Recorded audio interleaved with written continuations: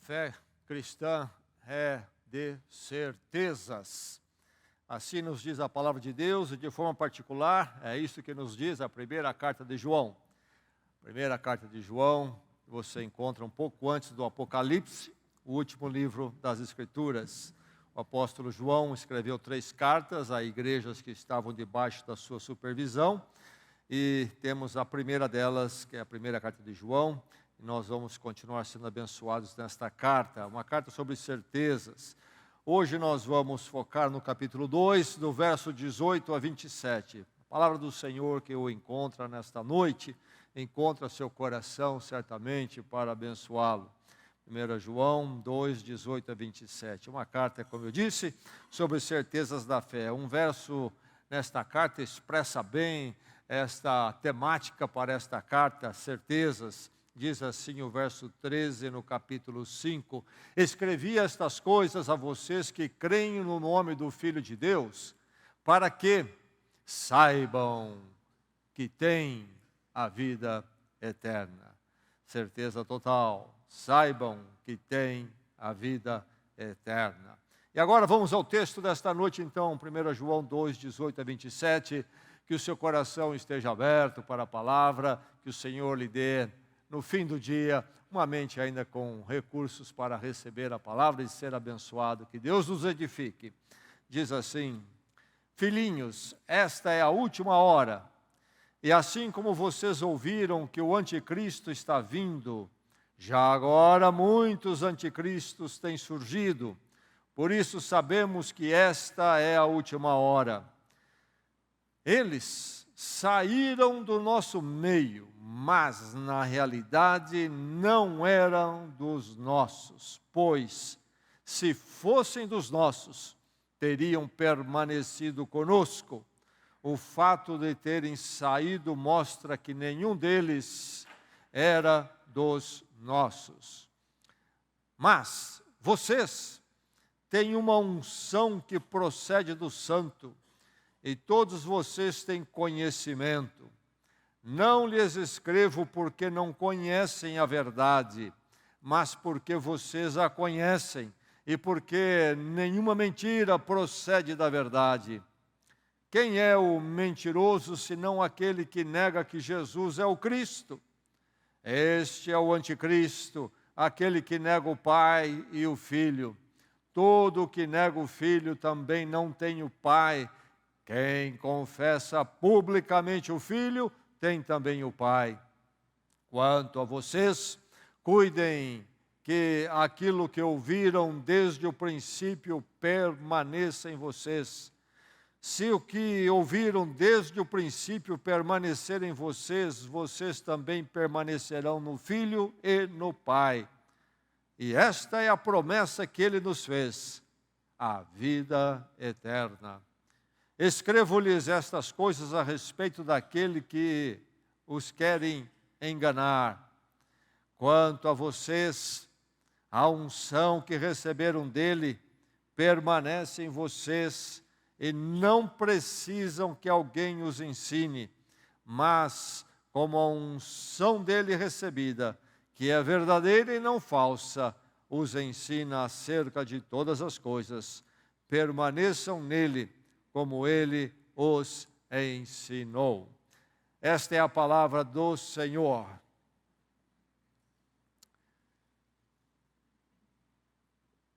Estou incerto se estou no caminho correto.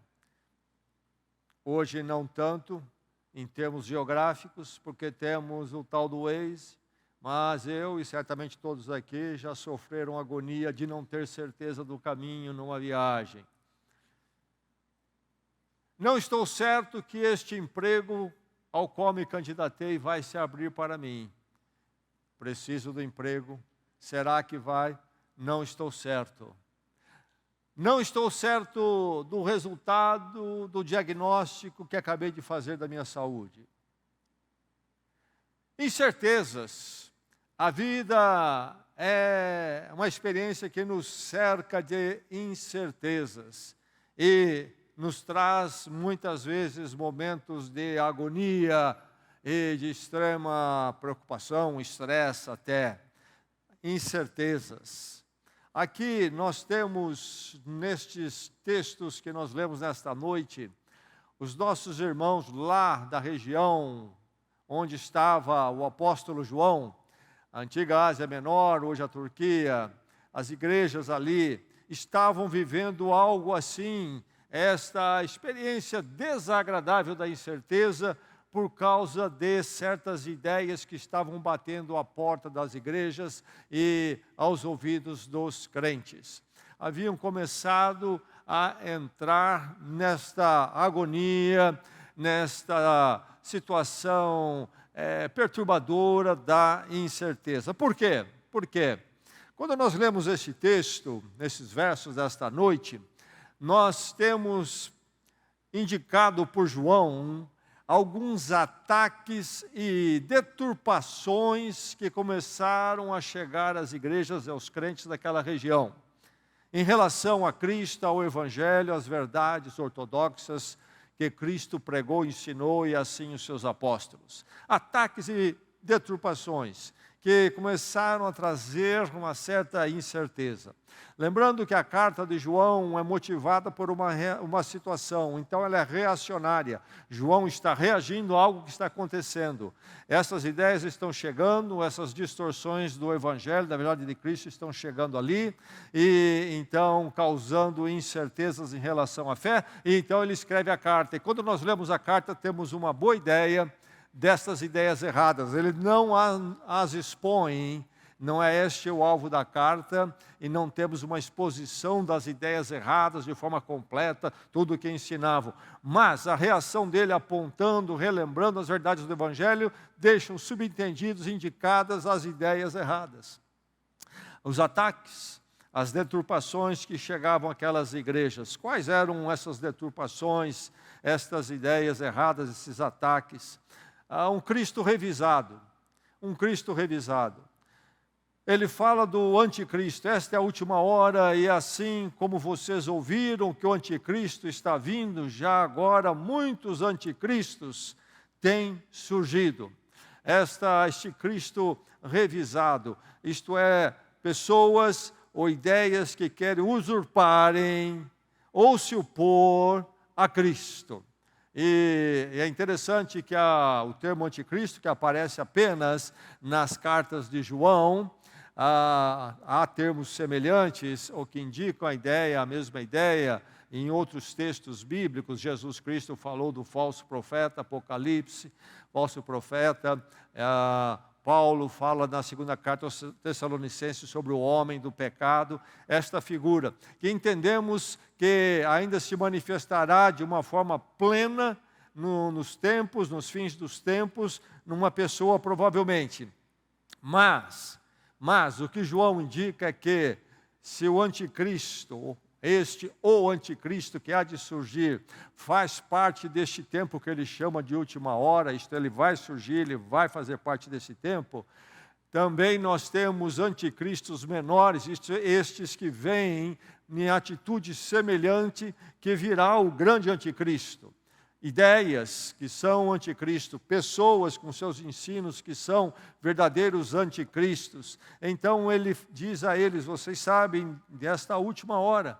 E última hora é importante entendermos, nas Escrituras Sagradas há o entendimento sobre, por exemplo, no conceito judaico, Jesus lidou com isto, sobre a era por vir, a era por vir.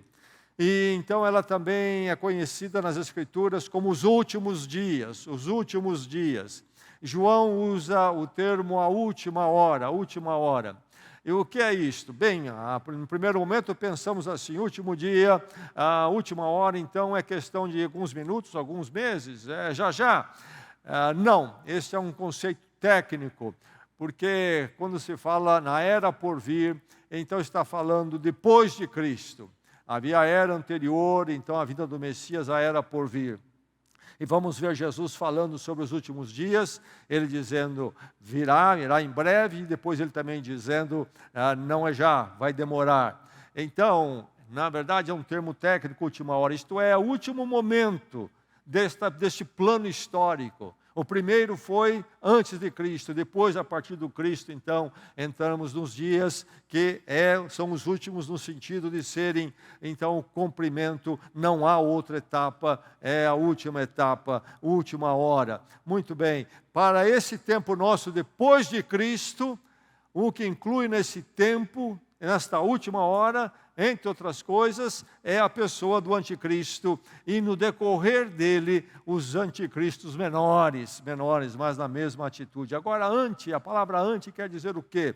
Anticristo, o que é? Usurpar, tomar o lugar, aquele que vem e começa a se apresentar como Messias, como Cristo. E isto tem acontecido na história tantas vezes, nos nossos dias acontece. Pessoas que se levantam e dizem, olha, a Bíblia é verdade, mas eu tenho uma outra revelação, está em mim, eu vou dar a vocês. Agora eu tenho a revelação final que vai completar a Bíblia. Encontramos isso, de uma certa forma, em movimento, não em pessoas, no Testemunhos de Jeová. Encontramos isto em pessoa, no fundador, nos Mormons. E poderíamos continuar falando de seitas orientais, lá da Ásia, e daí por diante, mesmo aqui no Ocidente, temos tido essas pessoas que começam a se apresentar como se fosse o Cristo e arrebanham seguidores, Antes pode ser este que toma o lugar, quer tomar o lugar, assumir o lugar que pertence a Cristo. Mas antes também pode significar aquele que bate de frente com Cristo, aquele que se opõe a Cristo, isto é, que vem com ideias contraditórias, que contradizem Cristo ou distorcem, modificam o que Jesus colocou. Creio que quando João fala sobre o anticristo aqui, alertando esses irmãos e a nós, ele está falando das duas coisas ao mesmo tempo. Tanto aquele que quer tomar lugar, porque ele começa a se apresentar como referência, e apresentando-se como referência, coloca ideias que são novidades, que distorcem a verdade de Cristo. Mas, enfim, Cristo revisado. E isto está acontecendo nos nossos dias, eu creio, inclusive, no chamado campo evangélico, pessoas que começam a dizer que precisamos revisar as verdades das Escrituras. Para os tempos atuais, precisamos de uma revisão da palavra de Deus. Cuidado, é um espírito do anticristo, é um anticristo menor se manifestando. É um dos ataques que eles recebiam, esses anticristos trazendo esta mensagem contraditória e assim tomando lugar da autoridade de Cristo, que nos deu a verdade final. E mais, outro ataque, outra deturpação. Jesus não é divino ou não é humano, iam para os dois lados, e tudo indica que o que pesava mais nesse ensino é que Jesus não era divino. Quem é o mentiroso, se não é aquele, diz o verso 22, se não aquele que nega que Jesus é o Cristo. Este é o anticristo, aquele que nega o Pai e o Filho. Parece-me que a divindade de Jesus Cristo estava em questão aqui. Ou o contrário, Jesus não era realmente humano, mas parece que a primeira é o que acontecia aqui, o primeiro ataque. Jesus não é divino, ou quem sabe ele não é humano. Enfim, a verdade histórica da revelada nas Escrituras, Jesus Cristo, verdadeiro Deus, verdadeiro homem. Algo que é um equilíbrio perfeito e necessário para a obra de salvação da forma que foi feita, de forma cabal, plena, completa. Deus toma o nosso lugar, tornando-se um de nós. Portanto, Ele pode tomar nosso lugar porque Ele se torna um de nós. Mas, ao mesmo tempo, Ele toma o nosso lugar porque Ele é Deus justo, perfeito e santo e nada deve e pode, então, pagar a nossa dívida. E esse equilíbrio todo da revelação das Escrituras caía por terra com esse pessoal aqui. E mais, outro ataque, outra deturpação que trazia incertezas para eles. Deus não é conhecido pela conversão. Deus não é conhecido pela conversão. Versos 20 e 21. Mas vocês têm uma unção que procede do Santo, e todos vocês têm conhecimento. Não lhes escrevo porque vocês não conhecem a verdade, mas porque vocês a conhecem e porque nenhuma mentira procede da verdade. Então ele está dando esta palavra afirmativa a eles, porque alguém, ou esse movimento, essas pessoas, estavam colocando em dúvida esta certeza que eles tinham de que a partir da conversão, o habitar do Santo Espírito, a obra do Santo Espírito, e o conhecer a palavra de Deus, não era algo certo, não era um conhecimento certo. A verdade, isto é, Deus em Cristo, a verdade, diriam eles, não é encontrada na vida e conversão debaixo ou operada pelo Espírito Santo. Mas, diriam eles, é encontrada como? Através de uma evolução espiritualista, seguindo certos rituais, buscando certas experiências e também certos conhecimentos gnósticos, secretos, esotéricos, e aí você vai entrar. E Cristo é apenas uma parte desta evolução espiritual. Mesmo porque uma razão que eles negavam a divindade de Jesus, porque eles entendiam que o que importava era o Espírito, e tudo que é matéria, o corpo então é mau, é desprezível, e então você precisava evoluir no Espírito. Jesus Cristo não poderia ter vindo, se Ele é Deus, não poderia ter vindo em corpo, não poderia ter encarnado, porque a matéria é má, etc. E então toda essa confusão estava armada. Mas o ponto principal deles era: vocês não conhecem a verdade. Nós temos a verdade, ela é esotérica, você vai conhecer conforme você for iluminado num processo, numa evolução espiritualista, através dos rituais, das experiências e dos conhecimentos. É um processo que você tem que percorrer. Então, Deus não era conhecido pela conversão, isto é, na conversão eu conhecia Deus plenamente. Não. Você tem que entrar num processo espiritualista de evolução. Por isso que João vai frisar aqui a certeza desse conhecimento deles. Mas outro ataque que eles sofriam: deve-se deixar a igreja, pois ela está errada. Deve-se deixar a igreja. Diz João, verso 19, eles saíram do nosso meio, mas na realidade não eram dos nossos, pois se fossem dos nossos, teriam permanecido. O verso 27, ele diz: escrevo-vos estas coisas a respeito daqueles que os querem enganar. Então, esse pessoal não somente desprezou a igreja, entrando neste ensino errado que eles tinham, atacando as verdades do Evangelho que a igreja pregava e afirmava, o apóstolo João pregava e afirmava. Eles desprezam a igreja, consideram desnecessária, a igreja está errada com esse ensino dela, nós temos o ensino certo. Mas como sempre acontece, o mal não fica quieto e não se satisfaz sozinho. Verso 27 diz: escreva a respeito daqueles que os querem enganar. Eles são missionários do erro deles. Ficam ali perturbando, incomodando a igreja e os crentes. O mal nunca fica quieto. Ele sempre avança ou tenta avançar. Aí estavam então ataques e deturpações que abalavam todo o descanso na certeza desses irmãos nossos. E agora eu pergunto ao seu coração: o seu coração nesta noite em relação a Deus tem um descanso, certeza, meu irmão, ou não? A palavra de Deus é para você, como é fundamental. Nós temos experiências semelhantes nos nossos dias, tantas coisas vêm para tirar de nós a certeza do nosso conhecimento de Deus. E a mensagem de João é sobre a verdade conhecida, então. A verdade conhecida, isto é, você que está em Cristo, que um dia chegou então ao ponto de reconhecer a sua carência, a sua necessidade, sua distância de Deus, sua culpa diante de Deus, e caindo em si, em arrependimento, reconheceu que somente Cristo na cruz poderia lhe dar o perdão.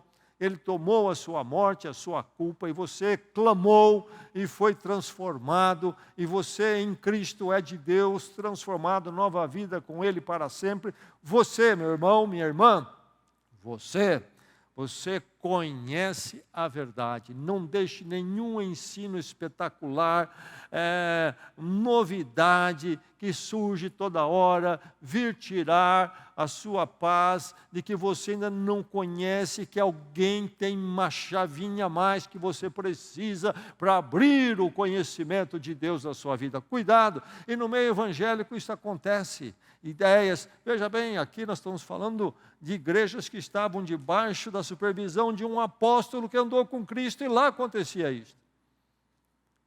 E nunca essas coisas deram sossego à igreja do Senhor.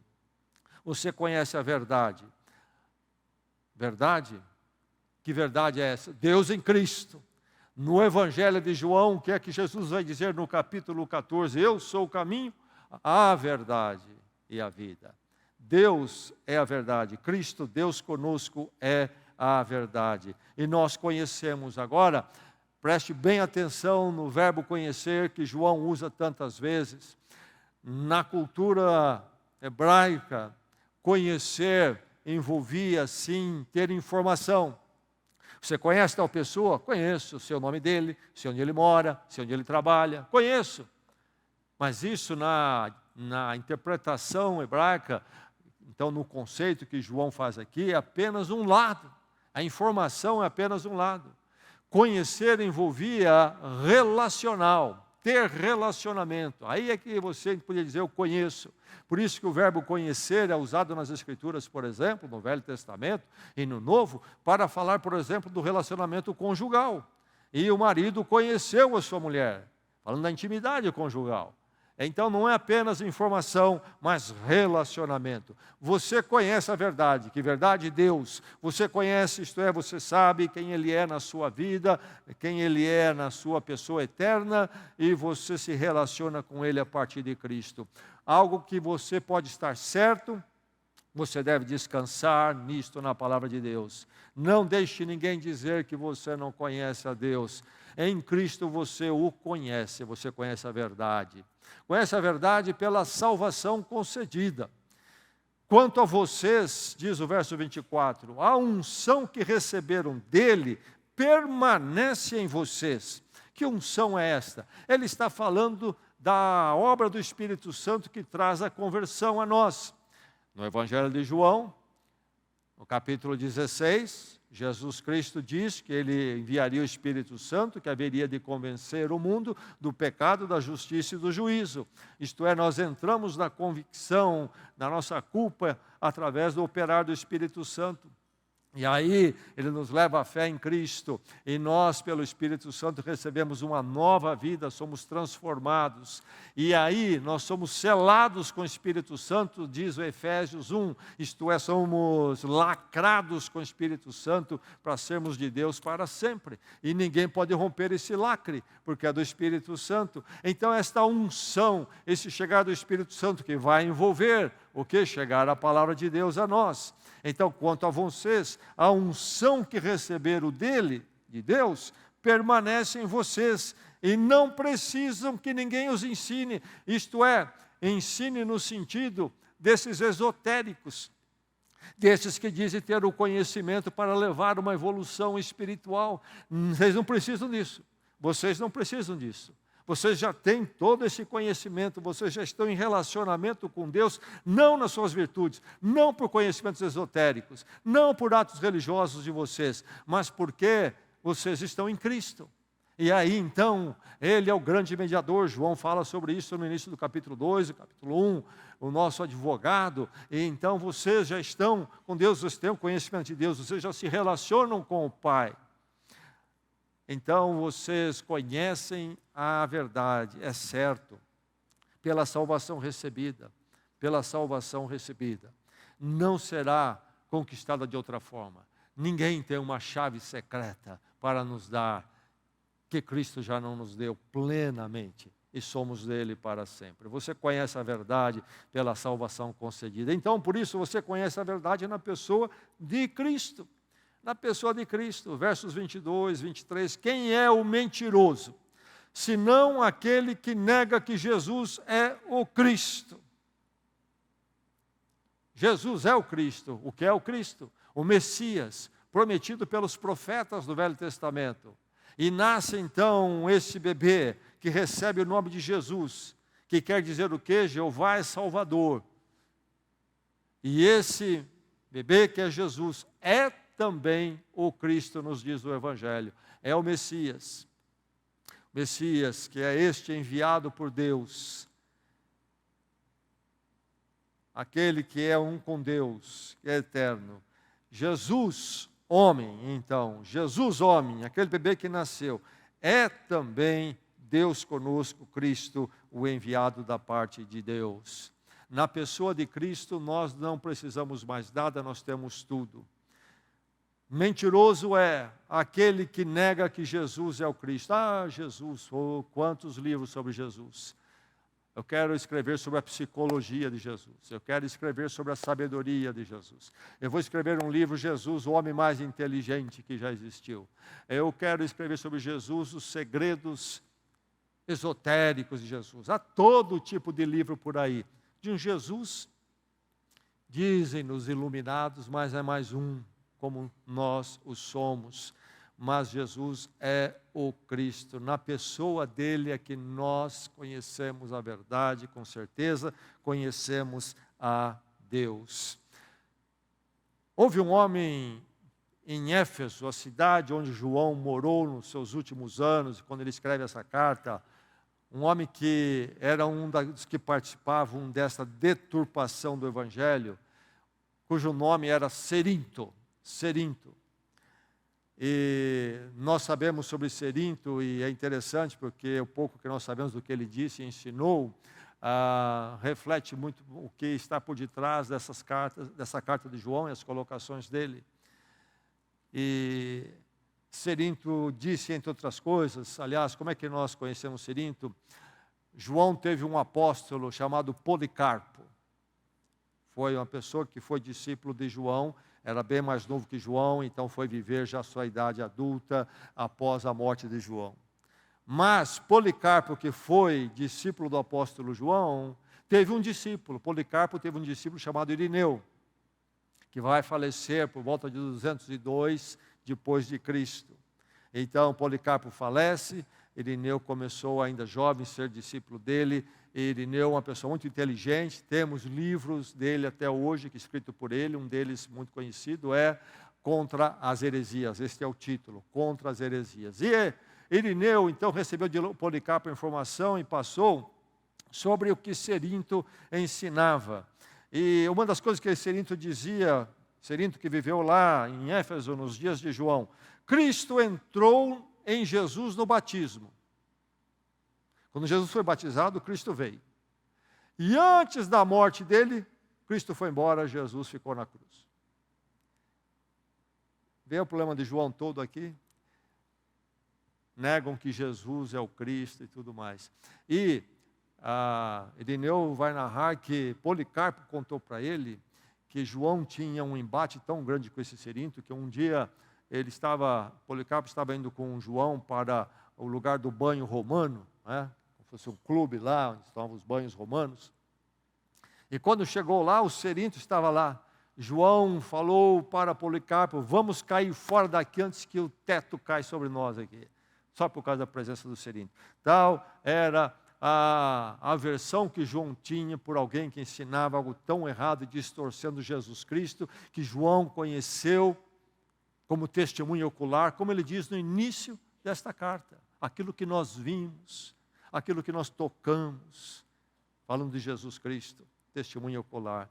Bem, na pessoa de Cristo, então, nós temos a certeza de que nós conhecemos a verdade. Jesus é o Cristo, por isso ele é o Filho de Deus divino.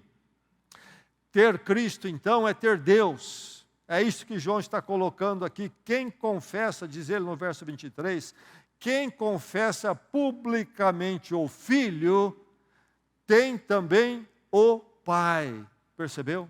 Automaticamente, necessariamente, quem confessa o Filho, tem o Pai, tem Deus. Não há como ter só Cristo e não ter Deus, ou ter Deus e não ter Cristo. É as duas coisas. A mediação de Cristo torna isso possível. Deus mesmo em Cristo. É isso que João está colocando aqui. O que é requerido para então conhecer a Deus, eu passar por uma porção de evoluções espiritualistas ou fazer obras, etc. Não. É apenas confessar isto, é eu chegar naquele momento da minha vida que eu vejo a minha miséria e distância de Deus, a minha condenação, e eu caio diante do Cristo crucificado, clamo por perdão, confio na morte dele por mim e entrego a minha vida a Deus. Aquele que confessa publicamente o Filho tem também o Pai. Você conhece a verdade, meu irmão, minha irmã. Não deixe que ninguém tire isso de você. Pela salvação concedida, pela obra do Espírito Santo, isto na pessoa de Cristo. Você tem o Filho, você tem o Pai. Você conhece a verdade, conhece Deus, Deus em Cristo, através de Cristo. E você conhece a verdade pela mensagem imutável. A mensagem imutável, o Evangelho é pleno, final, completo e não muda, porque é a verdade. Diz aqui João no verso 24, quanto a vocês cuidem para que aquilo que ouviram desde o princípio permaneça em vocês. Aquilo que vocês ouviram do princípio. Mas João, agora veio o Cerinto aí, disse que aquilo lá é verdade, mas que agora houve uma melhoradinha, foi adicionado algo mais, houve uma nova revelação, chegou um novo profeta que tem um novo ensino, que adiciona. Ele não está negando Jesus, está apenas dando uma evolução na ideia do Evangelho de Jesus. Não, não, não, é aquilo que vocês ouviram do princípio, isso permaneça em vocês, nada mais, nada menos. Você conhece a verdade pela mensagem imutável do Evangelho. Diz ele mais aqui no verso 25, vocês também permanecerão no Filho e no Pai.